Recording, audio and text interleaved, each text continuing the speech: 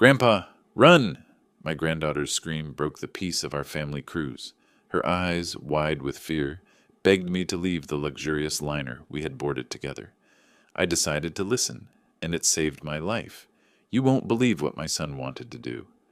Before we continue, please subscribe to the channel and let us know where you are listening in the comments. My hands trembled slightly as I reached for the coffee pot. Not from age, mind you. From something I couldn't quite name yet. The kitchen felt peaceful in that golden afternoon light, everything in its proper place. 43 years I'd lived in this house, and I still loved these quiet moments. The coffee percolated with its familiar rhythm while I arranged my favorite mug on the granite counter.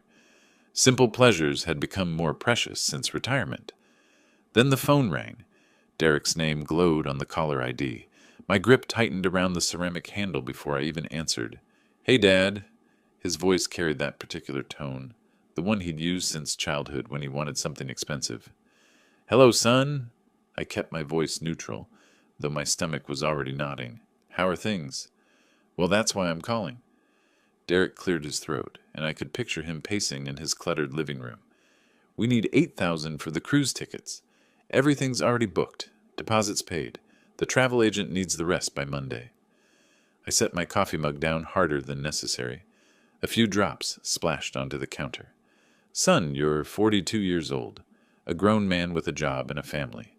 Pay for your own vacation." "How can you say that?" His voice shot up an octave, that familiar whine creeping in. "We're your family. This is supposed to be a celebration. Your retirement, quality time together, and you're worried about money?" I walked to the living room window, staring out at my carefully maintained lawn. Mrs. Henderson next door was pruning her roses. Normal people doing normal things while my son demanded thousands of dollars, like it was pocket change. "I'll pay for Lily's ticket," I said firmly. "She's 10 years old. She shouldn't suffer because her parents can't budget properly." "Dad, come on." Now he sounded desperate, which somehow made it worse. "We're talking about a family trip here. 7 days in the Caribbean. When's the next time we'll all be together like this? Derek, I've helped you more times than I can count. The house down payment, your wedding, that car repair last year. When does it end?" "This is different. This is about family memories, about—" "No." The word came out sharper than I intended. "This is about you expecting me to fund your lifestyle while you spend money you don't have. I'll transfer Lily's portion to the travel agent directly. You and Evelyn figure out your own situation." The silence stretched long enough that I wondered if he'd hung up. "Fine," he finally said, his voice cold as winter. "But don't blame me when this ruins everything. Don't blame me when Lily asks why Grandpa wouldn't let her parents come on the family cruise."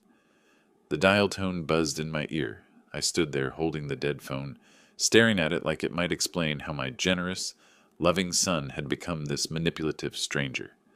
The afternoon sunlight still streamed through the kitchen window, but something fundamental had shifted. This wasn't just another request for help. This felt different, more desperate, more demanding, and somehow I knew he wouldn't just drop it. The sound of car doors slamming made me look up from my dinner plate. Through the dining room window, I could see Derek's dented minivan in my driveway, engine still ticking as it cooled. My stomach dropped. They were coming to finish what the phone call had started. I heard Derek's key in the front door, the spare I'd given him years ago when Lily was born, back when trust came easier. The lock clicked, and they walked in without knocking. No courtesy, no respect for boundaries, just entitled invasion of my private space. "Frank, we need to talk." Evelyn appeared first, her makeup slightly smudged, hands trembling just enough to be noticeable. She'd been crying, or wanted me to think she had. Derek followed behind her, filling my doorway with his bulk. At 42, he still had the broad shoulders from his college football days, though his gut had expanded considerably. He didn't sit. Instead, he paced around my living room like he owned it, picking up family photos and setting them down carelessly. "Please, sit down." I gestured toward the chairs, trying to maintain some semblance of normal hospitality, even as they violated every boundary I had.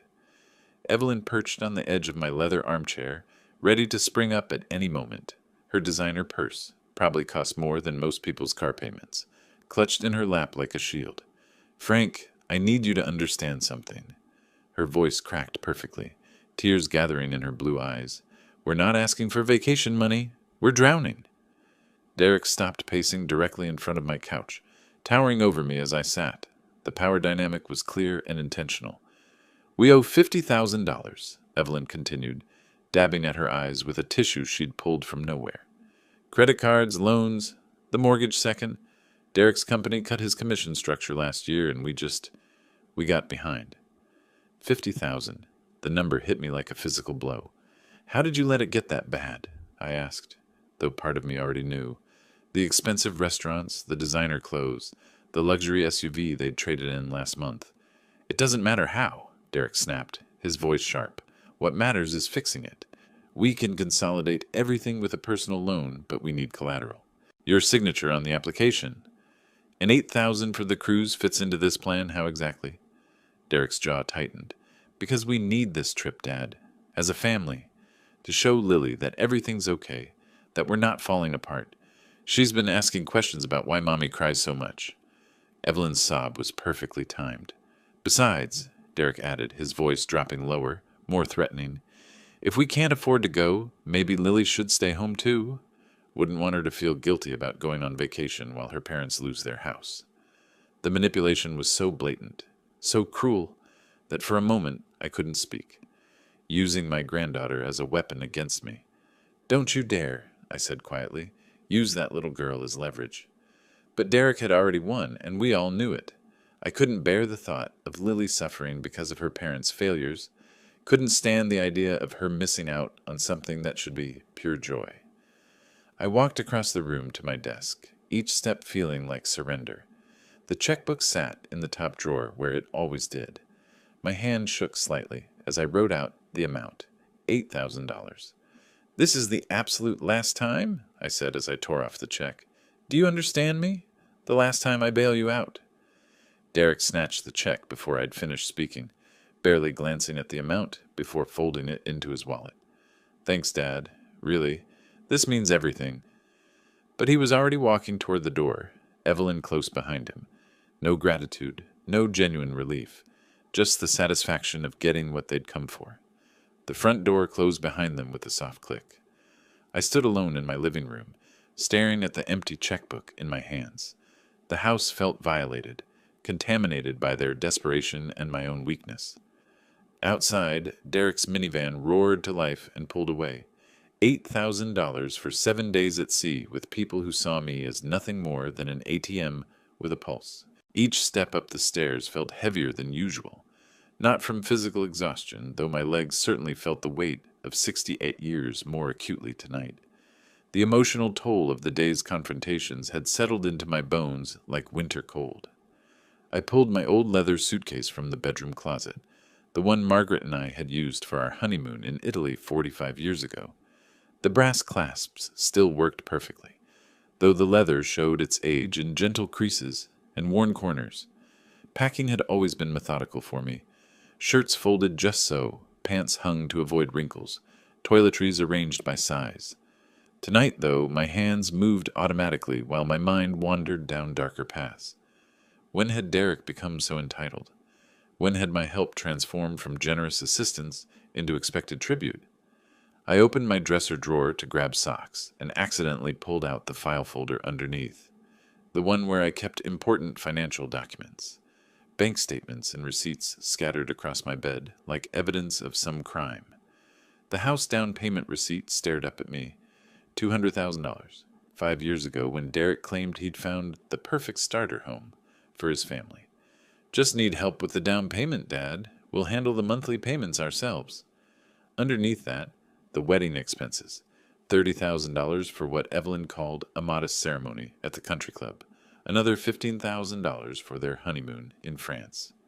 "We want to start our marriage right," Derek had explained. "No stress, no debt hanging over us." Car repair bills, $8,000 when Derek's transmission died 3 years ago. "I can't get to work without a car, Dad. I'll pay you back as soon as the insurance check comes through." The insurance check never came. I sat on the edge of my bed, surrounded by paper trails of my own foolishness. 27 years of emergencies and just this once requests. Each one seemed reasonable at the time, Each one came with promises of repayment that never materialized. My calculator sat on the nightstand. Old habit from my business days. Always double-check the numbers. I punched in figures with growing disbelief. $200,000, $30,000, $15,000, $8,000. Smaller amounts over the years. Car insurance, medical bills, Christmas gifts that turned into Christmas loans. The total climbed past $280,000, nearly $300,000 over Derek's adult life. The numbers stared back at me from the calculator's green display, each digit a reminder of my own weakness. I'd worked 40 years building that nest egg, saved and invested and planned for retirement, only to watch my son treat it like his personal piggy bank. A photograph of Lily had fallen from the folder. Last Christmas morning, her gap-toothed smile bright as she opened presents. She'd hugged me so tight that day, whispered, "I love you, Grandpa," in my ear while Derek and Evelyn argued about whose turn it was to do dishes. That little girl deserved better than parents who used her as emotional leverage. She deserved a grandfather strong enough to protect her from their dysfunction, even if it meant protecting her from them. I gathered the documents and returned them to the folder, then resumed packing with renewed purpose. 7 days at sea lay ahead. 7 days with my granddaughter, watching her discover the wonder of ocean sunsets and tropical islands. Whatever else happened on that cruise, I was determined to give Lily memories worth treasuring, the kind of memories every child deserved, free from the weight of adult problems and parental failures. The alarm clock on my nightstand glowed, 9:47 p.m. Early departure tomorrow meant early sleep tonight. I set the alarm for 6 a.m. and turned off the bedside lamp. Tomorrow, despite everything, would bring the joy of seeing Lily's excitement as we boarded that magnificent ship. When I sat down in the cramped middle seat of Derek's car the next day to get to the port, it felt like a cage, but Lily's presence next to me made it bearable. She was waiting on the porch when Derek's damaged minivan pulled into my driveway, holding a worn paperback copy of The Secret Garden and practically trembling with excitement. "Grandpa, look what I brought to read on the ship." She held up the book, its pages soft from countless readings. "Frances Hodgson Burnett is my favorite author. Do you think they have a library on board?" "I'm sure they do, sweetheart." I helped her adjust the seatbelt around her small frame, careful not to meet Derek's eyes in the rearview mirror. The tension from last night's confrontation still crackled between us, like electricity before a storm. Evelyn twisted in the passenger seat, adjusting her mirror to watch our interaction. Her manicured fingernails tapped against the armrest in an irritating rhythm. Every few seconds, she'd catch my eye in the reflection and offer a cold smile that never reached her carefully made-up features. "Look, Grandpa," Lily pressed her face against the window as we merged onto the highway. "The buildings are getting taller. It's like we're driving into a forest made of glass and steel." Her wonder was infectious. Despite everything, I found myself smiling genuinely, for the first time since Derek's phone call yesterday. Children see magic where adults see only concrete and commerce. "That's Manhattan, Princess. See that tall building with the pointy top? That's the Chrysler Building. It was built when my grandfather was young." "Your grandfather?" Lily's eyes widened. "That means my great-great-grandfather. Was he alive when dinosaurs roamed the earth?" "Not quite that old," I laughed, ruffling her dark hair. "But he did see the first automobiles driving down dirt roads." Traffic thickened as we approached Brooklyn. Derek's knuckles were white against the steering wheel, jaw muscle twitching every time someone cut us off. The weight of yesterday's $8,000 check seemed to press down on all of us differently. Burden for me, resentment for him, calculation for her. "Money can buy many things," Evelyn said suddenly, her voice sugar-sweet, but with razors underneath. "But it can't buy genuine affection, can it, Frank?" The comment hit its target perfectly. She wanted me to know that she saw through my relationship with Lily, wanted to plant seeds of doubt about my granddaughter's love. "I love Grandpa anyway," Lily's voice rang clear and indignant. "He's the best grandfather in the whole world, and money has nothing to do with it." My heart swelled with fierce protectiveness. This innocent child shouldn't have to defend our relationship against her own mother's jealousy. "That's right, sweetheart. You're my most precious treasure, worth more than all the gold in the world." Derek's grip tightened further on the wheel. In the mirror, I watched his expression darken as he realized his daughter's loyalty couldn't be manipulated or purchased. It simply existed, pure and unconditional. The salt smell of the harbor began filtering through the van's ventilation system. Seagulls wheeled overhead, crying their raucous songs. Lily bounced in her seat as massive cargo cranes came into view, followed by the first glimpse of cruise ship smokestacks, rising like white towers against the morning sky. "Is that our ship, Grandpa? Is that the Ocean Majesty?" "Not yet, Princess, but we're close now." Derek's knuckles remained bone-white against the black steering wheel, while beside me my granddaughter continued chattering about the approaching maritime wonderland. The contrast between her pure joy and his barely contained anger made my chest tight with foreboding. The relief of stepping out of that suffocating minivan felt like emerging from a cave into sunlight. My legs appreciated the stretch after 90 minutes of tension and cramped positioning. Around us, the cruise terminal buzzed with excited families, wheeling luggage and pointing cameras at everything. But nothing could have prepared me for the first glimpse of the Ocean Majesty through the terminal's floor-to-ceiling windows. "Sweet mother of pearl," I whispered, borrowing one of my father's favorite expressions. The ship rose 15 stories above the harbor, its white hull gleaming like fresh snow against the blue April sky. Elegant balconies dotted its length like jewelry on a grand dame's dress. At the top, multiple swimming pools sparkled in the morning sun while tiny figures moved about the decks.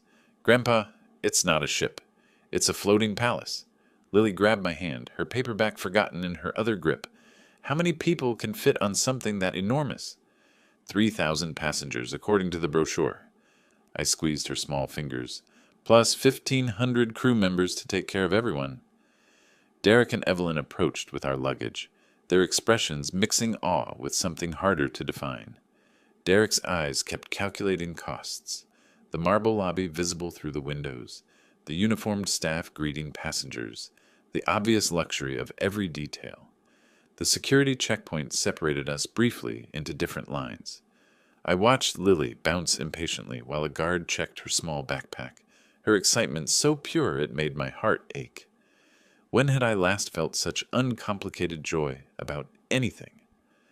"Welcome aboard the Ocean Majesty," Captain Johnson's voice echoed through the terminal speakers. "We're preparing for a magnificent 7-day journey to the Caribbean. All passengers should be aboard by 11:30 for our noon departure." The gangway stretched ahead of us like a bridge between worlds. On one side, the familiar chaos of New York Harbor, car horns, diesel fumes, concrete. On the other, a floating sanctuary of luxury and leisure. Our shoes rang against the metal walkway as we crossed over the harbor water. Lily held my hand tightly, not from fear, but from overwhelming excitement. The ocean breeze carried salt and possibility. "Mr. Miller?" A crisp steward in brilliant white uniform greeted us at the entrance. His name tag read, "Roberto." "Frank Miller, party of 4? "That's correct." "Wonderful. Mr. Frank Miller, you have the Ocean View Suite on Deck 8, starboard side. Mr. Derek Miller, your interior stateroom is on Deck 5. He handed us different colored key cards. "The elevator banks are clearly marked. Would you like assistance finding your accommodations?" The class distinction was subtle but unmistakable. Frank's suite versus Derek's interior cabin. Premium accommodations I'd insisted on paying for versus the standard rate. That was all Derek's budget could manage, even with my help. "We can find our way," Derek said stiffly, pocketing his plain white keycard while I held the gold-edged one. The elevator ride separated us temporarily. Different floors, different worlds within this floating city.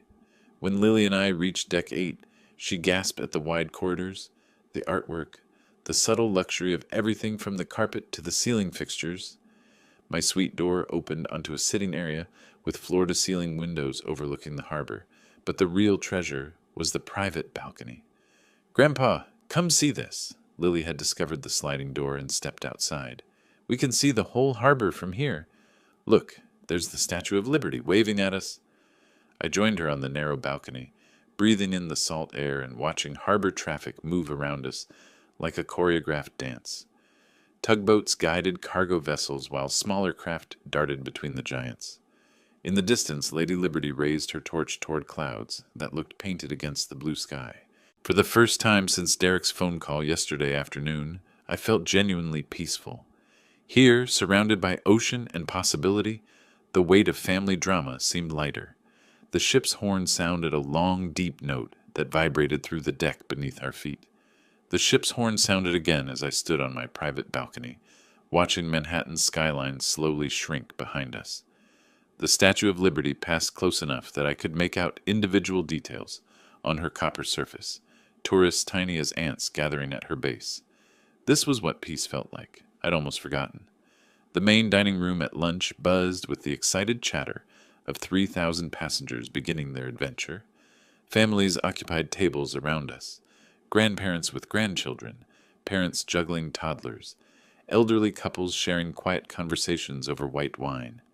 Normal people enjoying normal vacations without the undercurrent of financial manipulation that poisoned every interaction with my son. "Mr. Miller, would you care for our signature welcome cocktail?" The waiter appeared beside my table with a tray of colorful drinks garnished with tiny umbrellas.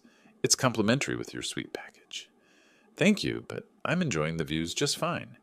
I gestured toward the floor-to-ceiling windows where the New Jersey coastline rolled past like a painted backdrop. "Perhaps later." Lily had discovered the kids' club after lunch, a wonderland of video games, arts and crafts stations, and supervised activities that left her practically speechless with joy.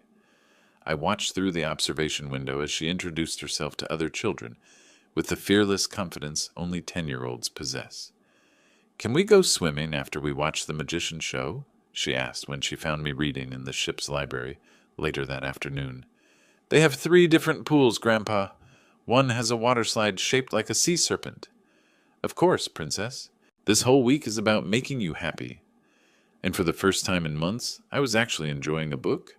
The library's leather chairs faced panoramic ocean views, and the gentle sway of the ship created a hypnotic rhythm that made reading feel like meditation.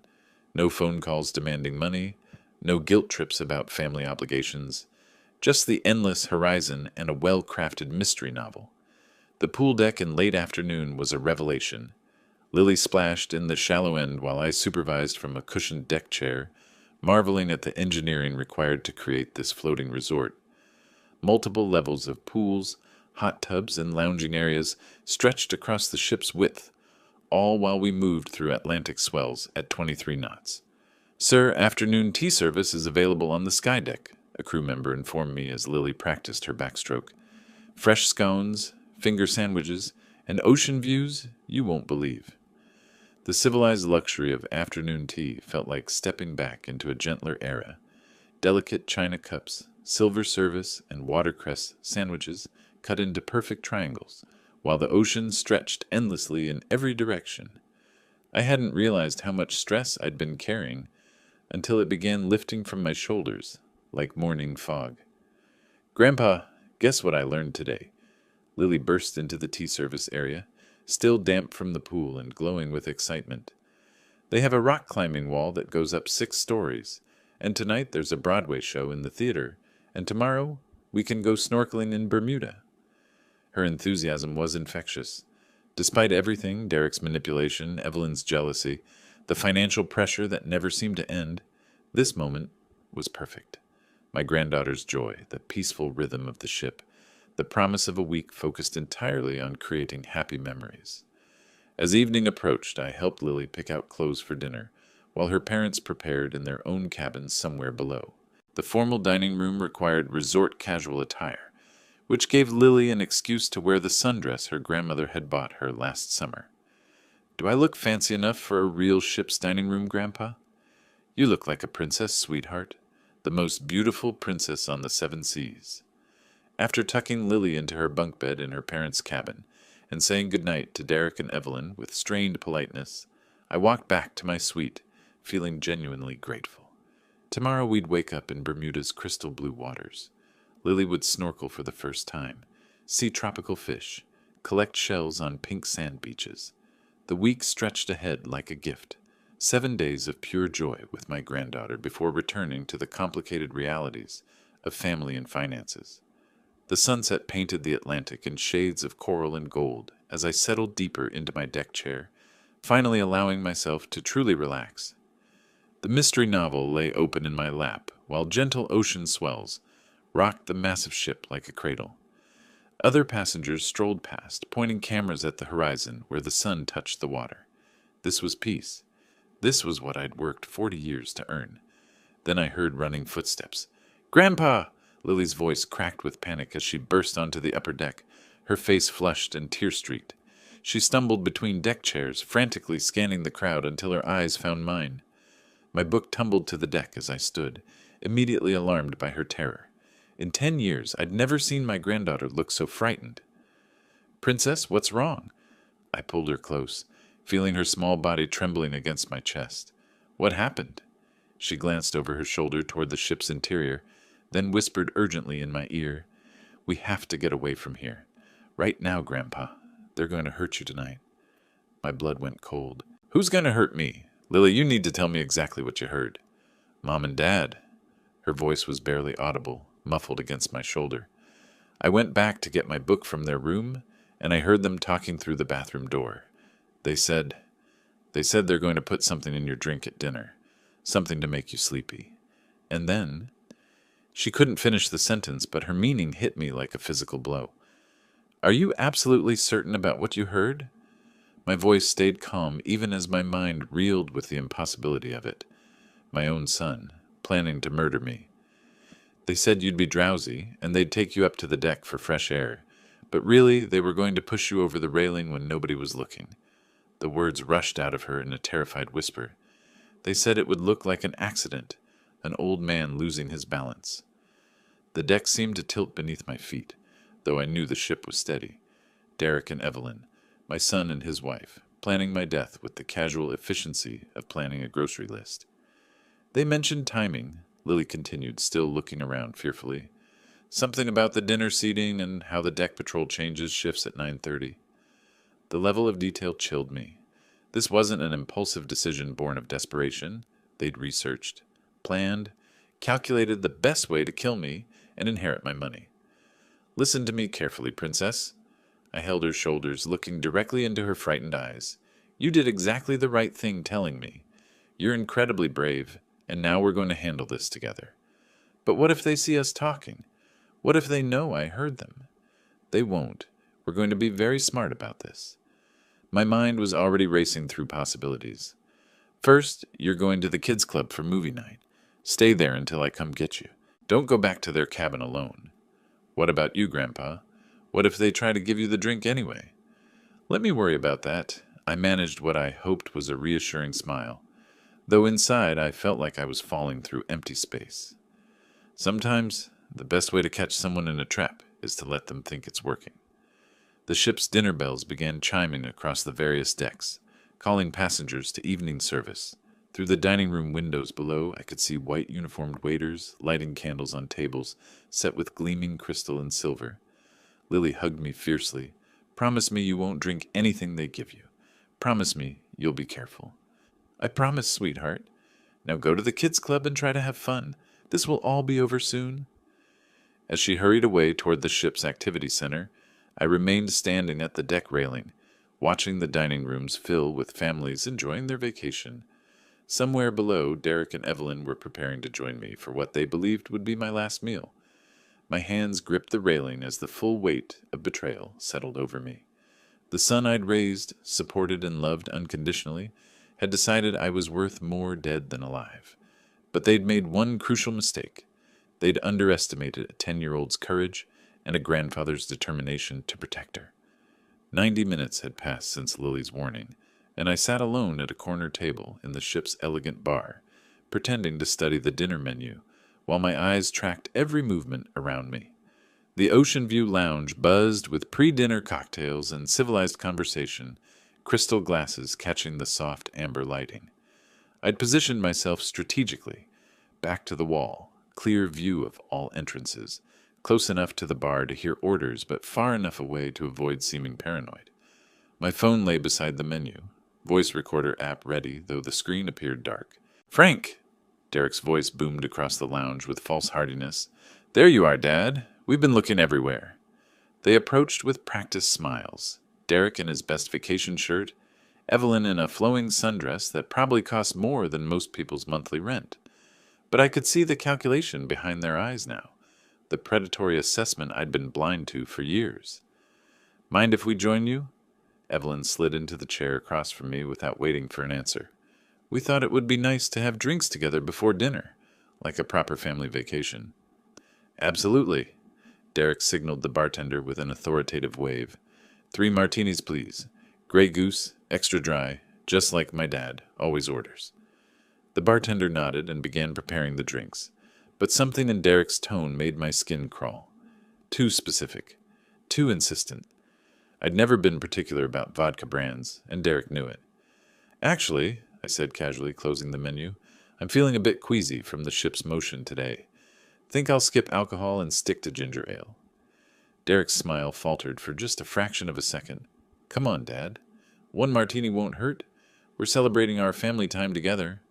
The last family time we might have, Evelyn added with what she probably thought was meaningful sentiment.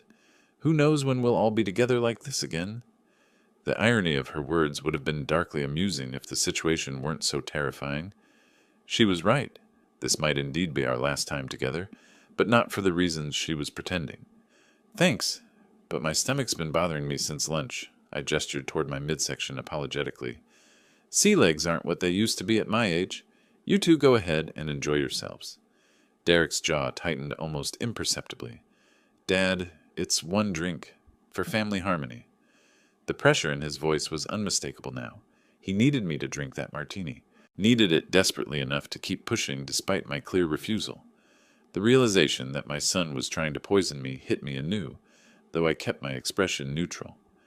How about this instead? I stood up, pulling out my wallet. Dinner's on me tonight. Both of you order whatever you want, celebrate properly. I'm going to walk off this nausea and meet you in the dining room. Before they could protest further, I left enough cash on the table to cover their drinks and walked toward the lounge exit. Behind me, I heard Derek's frustrated sigh and Evelyn's sharp whisper. He's being difficult. I made it appear as though I was heading toward the elevators, but instead ducked into the corridor, leading to the guest cabin areas. Their interior stateroom was on deck 5, and the ship's layout made it easy to position myself near their door without being obvious.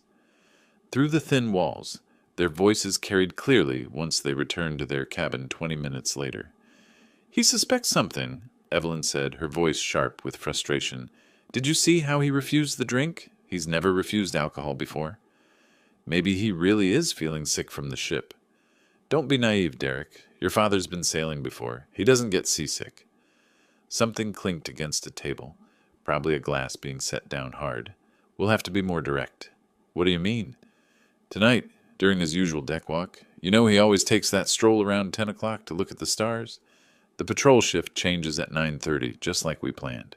15 minutes with minimal security coverage. My hands shook slightly as I activated my phone's voice recorder, holding it close to the wall. Push him over? Derek's voice was barely audible. It's the only way now. Make it look like he slipped on the wet deck. Tragic accident. Elderly man loses his balance. The insurance will pay out, and we'll inherit everything within 6 months. I'd heard enough. More than enough. Back in my suite, I replayed the recording 3 times, each playback making the reality more horrifying.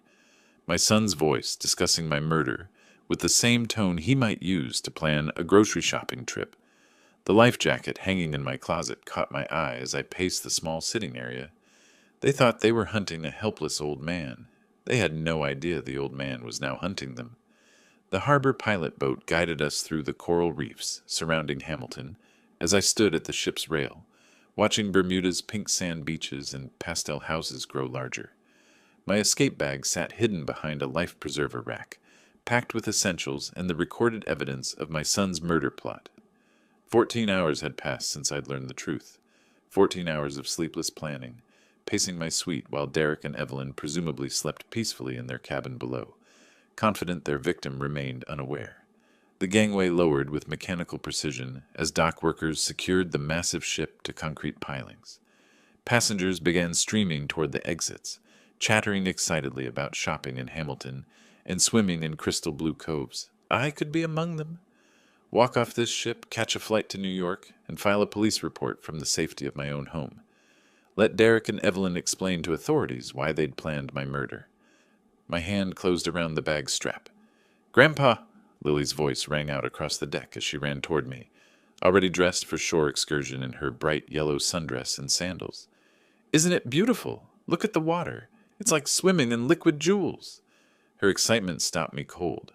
Behind her I could see other passengers' children bouncing with anticipation, families preparing for a day of snorkeling and beach exploration. Normal families. Healthy families where grandparents didn't flee from murderous children. "Princess, I need to handle some business matters on shore." The lie tasted bitter. "Boring grown-up stuff. You go with your parents and have fun." Her face fell immediately. "But you promised we'd go snorkeling together. You said you'd show me how to find conch shells." "I know, sweetheart, but sometimes adult responsibilities—" "No!" The word exploded from her with surprising force. "Grandpa, please don't leave me alone with him. Please don't go." Something in her tone made me look at her more carefully. Fear. The same terror I'd seen yesterday when she'd warned me about the poison. "They'll hurt you if I'm not here to stop them," she whispered, grabbing my hand with both of hers. "And if you leave, who's going to protect me?" The question hit me like a physical blow. In my desperation to save myself, I'd forgotten the most important truth. Lily would remain trapped on this ship with two people who'd already proven they were capable of murder. People who might decide a 10-year-old witness was too dangerous to keep alive. My escape bag suddenly felt like a coward's solution. "You're right, Princess." I knelt down to her eye level. "I'm not going anywhere. We're in this together, remember? But what about the danger? What about what they're planning?" Sometimes the best way to handle bullies is to stand up to them instead of running away. I squeezed her hands gently, and sometimes grown-ups need to learn there are consequences for making bad choices. Derek and Evelyn emerged from the ship's interior, dressed for their own shore excursion. They spotted us near the gangway, and I saw them exchange a meaningful glance. Derek approached with his usual forced cheerfulness. "Not going ashore, Dad? Bermuda's supposed to be spectacular." "Changed my mind. Think I'll enjoy the ship's amenities while it's less crowded." Another glance between them. They were recalculating, adjusting their plans based on my unexpected decision to remain aboard. "Well, we're off to explore Hamilton," Evelyn announced brightly. "Should be back by 4 o'clock for departure." As they walked down the gangway toward shore, I watched through binoculars from the upper deck. They paused at the dock, heads close together in intense conversation, planning, strategizing, deciding how to handle their victim's unexpected behavior. "Mr. Miller?" A uniformed officer approached. Security Chief Michael Smith, according to his name tag. Mid-30s, alert eyes, the kind of competent authority figure I'd hoped to find. "I believe you wanted to speak with me about a security matter." I'd called down to ship security 20 minutes earlier, claiming concerns about passenger safety. Now, watching Derek and Evelyn disappear into Hamilton's busy streets, I felt the first stirrings of genuine confidence since this nightmare had begun. "Yes, Officer Smith, I have something very serious to discuss with you. Something involving threats to passenger safety from individuals who believe they can commit crimes at sea without consequences." The hunter was about to become the hunted, and Derek and Evelyn had no idea that their carefully planned murder was about to become their own trap. 2 hours after my decision to stay and fight, I walked with purpose toward the ship's bridge, my small voice recorder weighing heavy in my jacket pocket. The evidence of my son's murder plot would either save my life or make me look like a delusional old man. But watching Derek and Evelyn disappear into Hamilton's streets while I remained aboard had crystallized something inside me. I was done being a victim. "Captain Johnson?" I knocked on the private quarters adjacent to the bridge. "Frank Miller from Suite 8A. I need to discuss a serious passenger safety matter." The captain was a weathered man in his 50s, with the kind of steady gray eyes that had seen everything the ocean could throw at a ship. He gestured me toward a leather chair opposite his desk, clearly expecting some minor complaint about cabin service or meal quality. "What can I help you with, Mr. Miller?" I placed my phone on his desk and pressed play. Derek's recorded voice filled the small cabin. "Tonight on deck, push him over during late walk. The insurance will pay out, and will inherit everything within 6 months."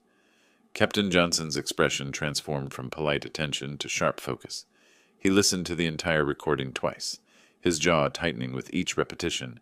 "Mr. Miller, are you telling me your own son is planning to kill you on my ship?" "That's exactly what I'm telling you, and I have more evidence." I showed him the timestamps, explained Lily's initial warning, detailed the failed poisoning attempt. "They're going to try again tonight, during my usual deck walk." The captain leaned back in his chair, studying me carefully. "Why come to me instead of simply staying in your cabin, or leaving the ship in Bermuda?" "Because I have a 10-year-old granddaughter trapped with two people who've already proven they're willing to commit murder.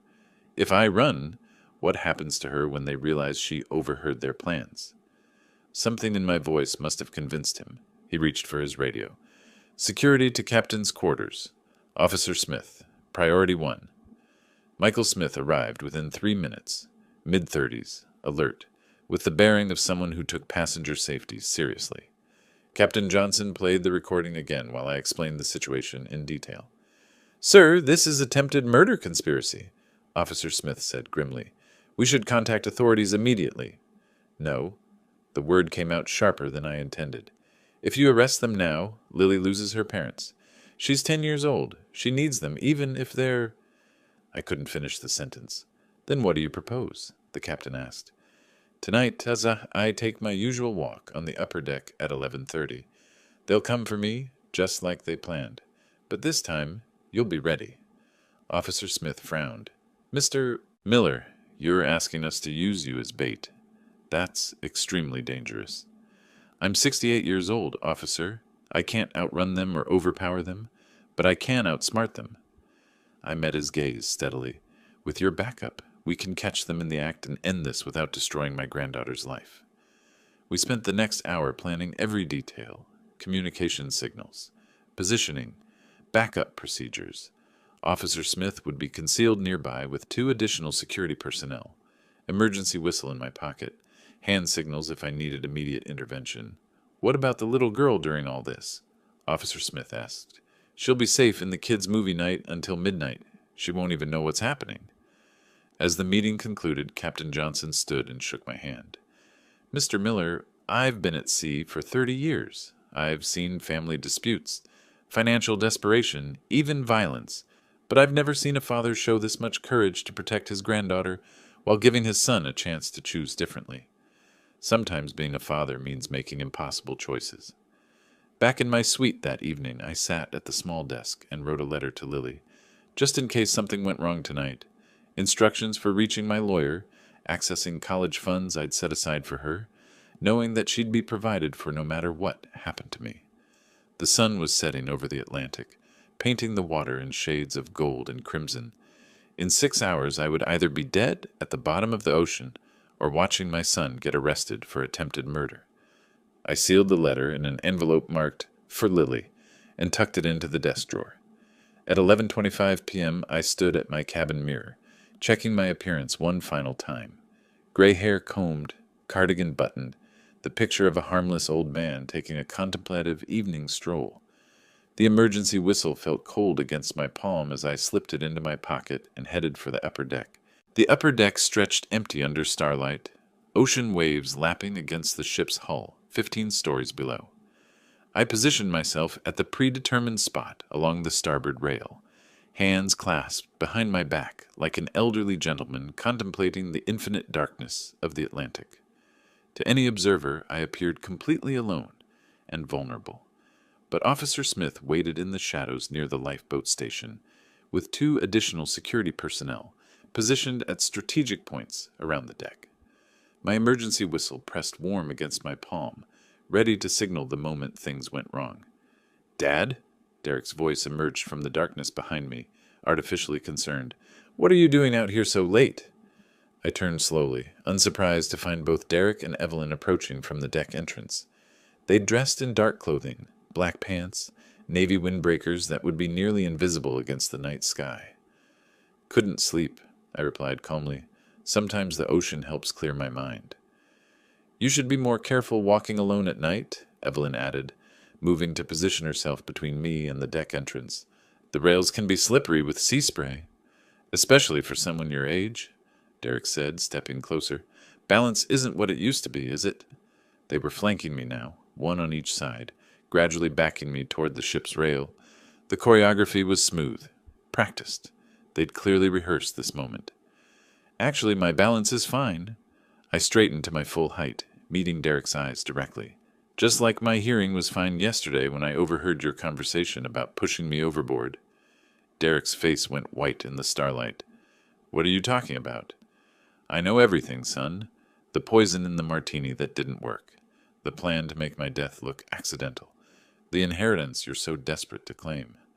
My voice stayed steady despite my racing heart. I even know about the 15-minute window when security patrol changes shifts. You're delusional, Evelyn snapped, but her eyes darted nervously around the empty deck. We came up here because we were worried about you. Evelyn moved to block my other escape route while Derek tried to force me backward toward the rail. His grip was strong, fueled by desperation and 42 years of resentment, but I'd been preparing for this moment all day. The emergency whistle shrieked across the deck as I pressed it to my lips with my free hand. The sound cut through the ocean night like a siren, echoing off the ship's superstructure. Security! Security! I shouted as Derek wrestled for control of my arm. Shut up! Derek hissed, trying to clamp his hand over my mouth while pushing me toward the rail. Nobody's coming to help you. That's when Officer Smith stepped out of the shadows. Step away from Mr. Miller immediately. 2 additional security officers appeared from opposite sides of the deck, their flashlights cutting through the darkness like laser beams. Derek released my arm so quickly I almost stumbled. This isn't what it looks like, Evelyn said quickly, raising her hands. We were just trying to help him get back inside safely. By forcing him toward the ship's rail? Officer Smith's voice was professionally calm but deadly serious. Turn around and put your hands behind your backs. This is entrapment, Derek protested as the handcuffs clicked around his wrists. We weren't doing anything illegal. Conspiracy to commit murder, attempted assault, and endangering passenger safety, Officer Smith recited. Mr. Miller, are you injured? I caught my breath against the deck rail, adrenaline making my hands shake. No, just grateful you were nearby. Wait until the media hears about this, Evelyn spat as her own handcuffs were applied. An old man tricking his family, using his own granddaughter to... Enough! My voice cut through her protests with quiet authority. You tried to kill me for money. Lily saved my life because she loves me. The only trick here was believing you still had souls worth saving. As the security officers led them away, Derek looked back at me one final time. This isn't over, Dad. Money changes everything. You'll see. But standing alone on the deck afterward, watching the stars reflect on the endless ocean, I realized he was wrong. Money hadn't changed anything that really mattered. 45 minutes after the arrests, I sat in the ship's security office giving my formal statement, while Derek and Evelyn were processed in the adjacent holding area. Through the thin wall, I could hear Derek's angry protests, alternating with Evelyn's calculating attempts to negotiate their way out of consequences. Mr. Miller, Officer Smith looked up from his report, will need to contact authorities at our next port. Nassau Police will want to interview everyone involved. No. The word surprised even me with its finality. Sir? I thought about Lily, asleep in her bunk bed, innocent of the knowledge that her parents had tried to commit murder. Officer Smith, what would happen to my granddaughter if her parents are arrested and imprisoned? She'd likely be placed in protective services until family arrangements could be made. She's 10 years old. She's been through enough trauma without losing her parents to prison. I leaned forward in my chair. What alternatives do we have? Officer Smith frowned. Captain Johnson has authority to confine passengers to quarters for the remainder of the voyage, but attempted murder is a serious crime, Mr. Miller. They failed. I'm alive and unharmed. Sometimes justice is about prevention rather than punishment. From the holding area came Derek's voice. This is all lies. We never tried to hurt anyone. That old man is manipulating everyone. Officer Smith looked at me questioningly.